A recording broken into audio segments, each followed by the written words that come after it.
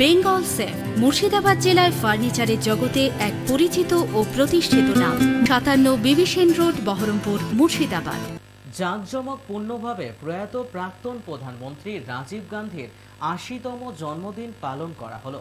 রাজীব গান্ধীর ৮০তম জন্মদিন উপলক্ষে আজ বহরমপুরের কংগ্রেস ভবনে মাল্যদান ও স্মৃতিচারণ অনুষ্ঠান করা হয়। তার জীবনকালে জনস্বার্থে বহু কর্ম করে গেছেন, সেই বিষয়বস্তু সাধারণ মানুষকে অবগত করান কংগ্রেস নেতৃত্ব। উপস্থিত ছিলেন কংগ্রেস নেতা অধীর রঞ্জন চৌধুরী সহ কংগ্রেসের একাধিক নেতৃত্ব।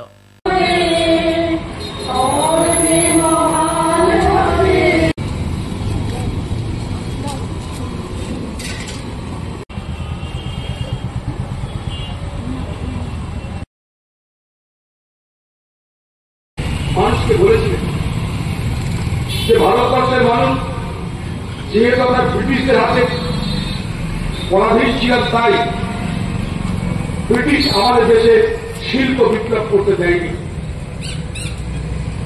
আমাদের দেশে শিল্প বিপ্লব না হওয়ার জন্য আমরা যে পিছিয়ে পড়া দেশ, আর আমরা বিপ্লব হাতছাড়া করব না। আগামী দিনের বিপ্লব কি? আগামী দিনের বিপ্লব কম্পিউটার রেভলিউশন, কম্পিউটার এবং তথ্য প্রযুক্তির বিপ্লব আগামী দিনের বিপ্লব। আমরা এর আগের বিপ্লবে অংশগ্রহণ করতে পারি, আমরা পরাধীন ছিলাম, কিন্তু আজকে আমরা স্বাধীন। আজ আমরা এই বিপ্লবে অংশগ্রহণ করব এবং পৃথিবীতে এগিয়ে যাব। রাজীব গান্ধী যখন বললেন দেশে কম্পিউটার আনতে হবে, তথ্য প্রযুক্তির শিক্ষায় আমাদের ভবিষ্যৎ প্রজন্মকে শিক্ষিত করতে হবে, তখন বিরোধীরা রেলে রেলে করে উঠল। কি বলল? রাজীব গান্ধী আমাদের দেশে কম্পিউটার নিয়ে আসছে, আমাদের দেশের সব তথ্য সারা পৃথিবীতে চলে যাবে। রাজীব গান্ধী আমেরিকা দালালি করছে, তাই এই তথ্য প্রযুক্তি শিল্প নিয়েছে আমাদের দেশের গোপন কথা, গোপন তথ্য সব বাইরে পাচার করবার ব্যবস্থা করে। আর যদি একটা লোককে বলি যারা সমালোচনা করেছিল, ভাই মোবাইল ছাড়া তোমাকে টুপি করে থাকতে হবে, ফেসবুক ছাড়া তোমাকে থাকতে হবে 6 মাস, সে কথা বলবে 6 মাস জেল খাটিয়ে দাও, সামনে জেল খাটিয়ে দাও, কিন্তু আমাকে মোবাইল কেড়ে নিও বলবে। একদিন ছিল মোবাইল একটা বিশেষ শ্রেণীর মানুষের অধিকারের পরিচয়, মোবাইল ছিল একটা শ্রেণীর মানুষের পরিচয়। মোবাইল হাতে থাকলে আগে মনে হতো এই লোকটা কেউ কেটা হবে, হয় পয়সাওয়ালা হবে, নাই বড় শিক্ষিত হবে, তবেরা মোবাইল ব্যবহার করে। আজ মোবাইল সবাই ব্যবহার করে। একদিন মোবাইল ছিল একটা বিশেষ সম্প্রদায়ের মানুষের হাতিয়ার, বিশেষ সম্প্রদায়ের মানুষের সম্পত্তি। আজ মোবাইল সকলের সম্পত্তি। একদিন মোবাইল ছিল একটা বিশেষ শ্রেণীর মানুষের পরিচয়, আজ মোবাইল সব মানুষের পরিচয়। তাই মাস সিম্বল হয়ে গেছে আজকের তথ্য প্রযুক্তি, একটি মোবাইল সিম্বল। একদিন এটা ছিল ক্লাস সিম্বল, অর্থাৎ নির্দিষ্ট অংশের মানুষ এটা থাকতো, আর এটা সকলের মাস সিম্বল। সকলের কাছে মোবাইল, সকলের মোবাইল ব্যবহার করে, ঘরের মা বোন বাচ্চা সবাই মোবাইল ব্যবহার করে। আমি মোবাইলে কিছু জানি না, কিন্তু আজকের বাচ্চাদের মোবাইল রকেটের স্পিডে ব্যবহার করতে অবাক হই। আর রাজীব গান্ধীর কথা মনে করি, সেদিন তিনি এই ভারতবর্ষের স্বপ্ন দেখেছিলেন। তাই আজ তাকিয়ে দেখুন, পৃথিবীর বড় বড় মোবাইল সংস্থা, পৃথিবীর বড় বড় তথ্য প্রযুক্তি শিল্প, সেখানকার মাথা রাখারা দেখছেন সব ভারতীয়রা, সব ভারতীয়রা। সুন্দর পিছাই গুগলের মাথা, অ্যালফাবেটের মাথা, সত্য নাদেলা, কি পোস্টের মাথা নারায়ণ কৃষ্ণমূর্তি। পৃথিবীর যত বড় বড় তথ্য প্রযুক্তি শিল্প, সেই তথ্য প্রযুক্তি শিল্পের মাথা কারা? সব ভারতীয়রা। সেদিন যদি রাজীব গান্ধী এই বিপ্লবটা না শেখাতেন, তাহলে ভারতবর্ষ আজ তথ্য প্রযুক্তি শিল্পে পৃথিবীকে নেতৃত্ব দিতে পারত না।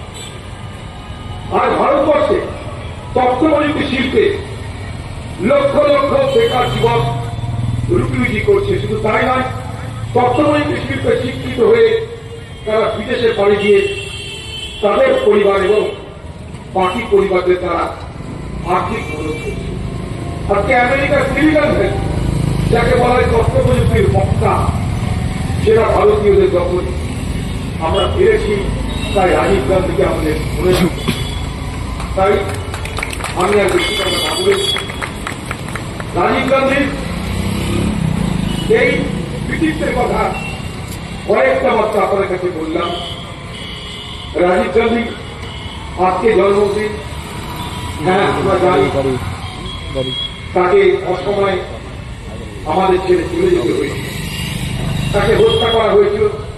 সেটার পিছনে কারণ এইটাই যে তিনি ভারতবর্ষকে অখণ্ডিত রাখতে চেয়েছিলেন, ঐক্যবদ্ধ রাখতে চেয়েছিলেন। সেদিন শ্রীলঙ্কায় একটা উগ্রপন্থী সংস্থা liberation tiger of Tamil LTTE তারা মনে করেছিল যে রাজীব গান্ধী যদি আবার ক্ষমতায় আসে তাহলে ভারতবর্ষে কোন রকম সন্ত্রাসবাদীদের ঠাঁই হবে না। তাই রাজীব গান্ধী ক্ষমতা আসার আগে তাকে হত্যা করার পরিকল্পনা করা হয়েছিল। সেদিন এই রাজীব গান্ধী যখন তামিলনাড়ুতে যান, চেন্নাই থেকে একটু পেলামপুরি জায়গায় তার সভা হওয়ার কথা। প্লেন চালিয়ে গেছেন দিল্লি থেকে তিনি। সোনিয়া গান্ধী তার সহধর্মিনী তাকে বলে গেলেন রাতে ফিরে এসে ডিনার করুন, অপেক্ষা করুন। নিজে প্লেন চালিয়ে গেলেন চেন্নাই। সেদিন গোটা দিন এত রাজনৈতিক কর্মকাণ্ডে, প্রচারের কর্মকাণ্ডে ব্যস্ত ছিলেন যে শরীরে বড় ক্লান্তি ছিল, শরীর অবসন্ন হয়ে গেছিল। তিনি তার সহযোগীদের বললেন, আজকে আমি খুব ক্লান্ত, আজকে প্রচারে না গেলে হবে না। তো বাকি যারা তারা বলল যে শ্রী পেরামপুরে শ্রোতারা আপনার কথা শোনার জন্য 8 ঘন্টা 10 ঘন্টা অপেক্ষা করছে, আপনি না গেলে তো ভুল রাস্তায় যান। বেঙ্গল সেফ মুর্শিদাবাদ জেলায় ফার্নিচারের জগতে এক পরিচিত ও প্রতিষ্ঠিত নাম। মনের ভাবনাগুলো প্রকাশ পেল, ঘর সাজাতে ইচ্ছে হলো, রকমারি আসবাব আছে একসাথে, চলো ঘর সাজাই বেঙ্গল সেফের সাথে, বেঙ্গল সেফের সাথে। Bengal safe 57 Bibhishan road, Baharampur, Murshidabad.